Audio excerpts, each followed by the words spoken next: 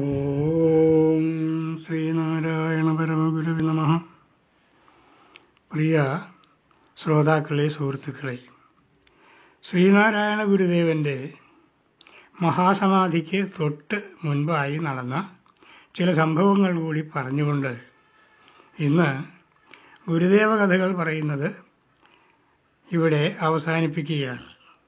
നാളെ മുതൽ പഴയതുപോലെ വേദാന്ത കൃതികളുടെ വ്യാഖ്യാനം ഓരോ ക്ലാസ്സുകളായി അവതരിപ്പിക്കപ്പെടുന്നതുമാണ്. കൊല്ലവർഷം 1103 കുംഭമാസത്തിൽ വൈക്കം എന്ന പ്രദേശത്ത് ശിഷ്യരോടൊത്ത് വിശ്രമിക്കവേ ഗുരുദേവൻ രോഗപീഡിതനായി. ശാരീരികവും മാനസികവുമായുള്ള ഏത് രോഗത്തെയും കേവലം ഒരു വാക്കുകൊണ്ട് ഇല്ലാതാക്കാൻ കഴിവുള്ള ഗുരുദേവന് രോഗം ബാധിക്കുകയോ രോഗപീഡിതനായി അവശത അനുഭവിക്കുകയോ ചെയ്യുന്നത് എന്തുകൊണ്ടാണ് എന്ന് തോന്നിയേക്കാം. അതിന് ഉത്തരം കിട്ടുന്ന 3-4 സംഭവങ്ങളുണ്ട്. അതാദ്യം പറയാം. ഗുരുവിനെ ചികിത്സിക്കുന്നതിനായി അതിവിദഗ്ധന്മാരായ പല വൈദ്യന്മാരും ഡോക്ടർമാരും ഉണ്ടായിരുന്നു. അവരിൽ പ്രമുഖനായ ഒരു യൂറോപ്യൻ ഡോക്ടറായിരുന്നു ഡോക്ടർ സാമർവെൽ. അദ്ദേഹം പറഞ്ഞത് ഇങ്ങനെയാണ്: ഗുരുവിൻ്റെ രോഗം നമുക്ക് ചികിത്സ കൊണ്ട് മാറ്റാൻ കഴിയുന്നതല്ല. ഗുരുദേവൻ വിചാരിച്ചാൽ ഇപ്പോഴേ മാറുന്നതുമാണ്. രോഗാവസ്ഥയിൽ കിടക്കുന്ന ഗുരുവിനെ കാണാൻ വന്ന മഹാകവി ഉള്ളൂർ ഗുരുദേവനോട് ചോദിച്ചു, അങ്ങ് എത്രയോ പേരുടെ രോഗം മാറ്റിയിട്ടുള്ളതാണ്. അങ്ങയ്ക്ക് ഈ രോഗം സ്വയം മാറ്റിക്കൂടെ? ഗുരു പറഞ്ഞു, ശരീരമല്ലേ, അതായത് രോഗം ശരീരത്തിനല്ലേ, എനിക്കല്ലല്ലോ.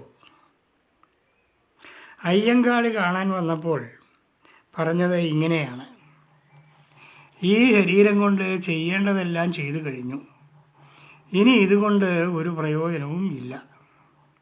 അയ്യങ്കാളി ഇത് കേട്ട് അടക്കാനാകാത്ത ദുഃഖത്തേറി പോവുകയാണ് ചെയ്തത്. ഗുരുദേവൻ രോഗപീഠകൾ അനുഭവിച്ച് കഷ്ടപ്പെട്ട് കിടക്കുന്നത് കണ്ട ഗുരുശിഷ്യനായ ധർമ്മതീർത്ഥ സ്വാമിക്ക് ഗുരുദേവൻ്റെ ശക്തിയൊക്കെ നഷ്ടപ്പെട്ടു പോയോ എന്നൊരു സംശയം മനസ്സിൽ തോന്നി. ഉടനെ ധർമ്മതീർത്ഥരെ വിളിച്ച് ഗുരു ചോദിച്ചു, നീ എന്താണ് ചിന്തിക്കുന്നത്? നാം ദേഹമല്ലെന്ന് നിനക്കറിഞ്ഞുകൂടെ?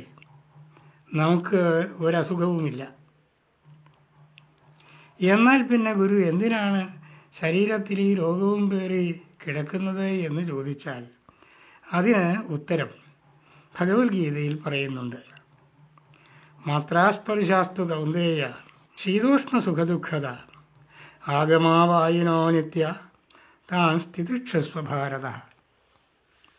ശബ്ദസ്പർശാദി തന്മാത്രകളുടെ സ്പർശനം കൊണ്ടുണ്ടാകുന്ന ശീതം, ഉഷ്ണം, സുഖം, ദുഃഖം ഇത്യാദി അനുഭവങ്ങൾ വന്നും പോയും ഇരിക്കുന്നവയാണ്. അത് നിത്യങ്ങളായവയല്ല. ഇവയെ സഹിക്കുകയേ വേണ്ടൂ. ജനിക്കുക, പിറക്കുക, വളരുക, നിലനിൽക്കുക, ക്ഷയിക്കുക, നശിക്കുക എന്നീ ഷഡ്ഭാവങ്ങൾ ദേഹത്തിനുള്ളതാണ്. നിത്യവസ്തുവായ ആത്മാവിനെ ഇതൊന്നും ബാധിക്കുകയില്ല. ആത്മബോധമില്ലാത്തവർക്കാണ് ഇതെല്ലാം വലിയ കാര്യങ്ങളായി തോന്നുന്നത്. അതവിടെ നിൽക്കട്ടെ. ഗുരുദേവൻ രോഗപീഡിതനായി ശയ്യാവലംബിയായി കിടക്കുന്ന അവസരത്തിൽ ചിറയിൻ കീഴിൽ മാർത്താണ്ഡൻ എന്നയാളുടെ യുവതിയായ ഭാഗീരഥി എന്ന പുത്രിക്ക് ഒരു രോഗം ബാധിച്ചു. എന്തു രോഗമാണെന്ന് ആർക്കും അറിഞ്ഞുകൂടാ. ഒരാഹാരവും കഴിക്കുന്നില്ല. സംസാരശേഷിയും നഷ്ടപ്പെട്ടു. കിടപ്പിലായി. പലവിധ ചികിത്സകളും മന്ത്രവാദങ്ങളും എല്ലാം നടത്തിയിട്ടും ഒരു വിശേഷവുമില്ല. പരസഹായമില്ലാതെ എഴുന്നേൽക്കാൻ പോലും കഴിവില്ലാത്ത അവസ്ഥയിലായി. ഇങ്ങനെ മൃതപ്രായയായി കിടക്കുന്ന പുത്രിയെ എങ്ങനെ രക്ഷിക്കും എന്നോർത്ത് മാർത്താണ്ഡൻ വിഷമിച്ചിരിക്കുമ്പോൾ ആരോ ഗുരുദേവനെ ചെന്ന് കാണാൻ നിർദ്ദേശിച്ചു.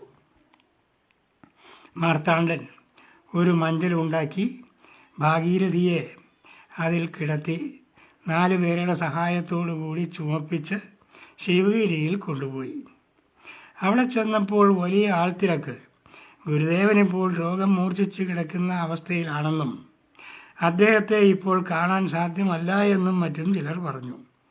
ഇത് കേട്ട് വളരെ നിരാശരായി അവർ മടങ്ങിപ്പോകാൻ ശ്രമിക്കുമ്പോൾ ആശ്രമത്തിൽ രോഗപീഡിതനായി കിടന്ന ഗുരുദേവൻ ഇത് അദ്ദേഹത്തിൻ്റെ ജ്ഞാനദൃഷ്ടിയിൽ കണ്ടറിയുന്നു.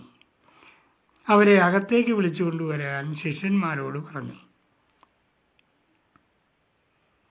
ഭാഗീരഥിയെ മഞ്ചലിൽ തന്നെ ചുമന്ന് ഗുരുദേവൻ്റെ ശയ്യയുടെ സമീപത്ത് കൊണ്ടുചെന്ന് താഴെ കിടത്തി. അവളുടെ രോഗാവസ്ഥയെപ്പറ്റി മാർത്താണ്ഡൻ ഗുരുദേവനോട് പറഞ്ഞു. ഗുരുദേവൻ ഭാഗീരഥിയെ നോക്കി എഴുന്നേക്കാൻ പറഞ്ഞു. ഉടൻ അവൾ എഴുന്നേറ്റു. ഗുരുദേവൻ പേരെന്താണെന്ന് ചോദിച്ചു. അവൾ ഒരു തടസ്സവുമില്ലാതെ പേര് പറഞ്ഞു. ഗുരുദേവൻ നടക്കാൻ പറഞ്ഞപ്പോൾ അവൾ നടക്കുന്നുമുണ്ട്. ഗുരുദേവൻ പറഞ്ഞു, ഇപ്പോൾ കുഴപ്പമൊന്നുമില്ലല്ലോ. ഊട്ടുപുരയിൽ പോയി ഭക്ഷണം കഴിച്ചിട്ട് ഇന്നിവിടെ വിശ്രമിച്ചിട്ട് നാളെ വീട്ടിൽ പോയിക്കൊള്ളൂ. മൃതപ്രായയായ ആ പെൺകുട്ടി പൂർണ്ണ ആരോഗ്യവതിയെപ്പോലെ പെരുമാറുന്നത് കണ്ട് സർവരും അത്ഭുതപ്പെട്ടു.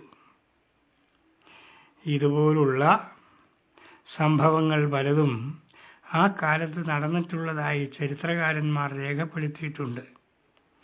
ഗുരുവിനെ അറിയാൻ ആഗ്രഹിക്കുന്നവർക്ക് ഇതിൽ കൂടുതലൊന്നും അറിയിക്കേണ്ടതായിട്ടില്ല എന്ന് തോന്നുന്നു.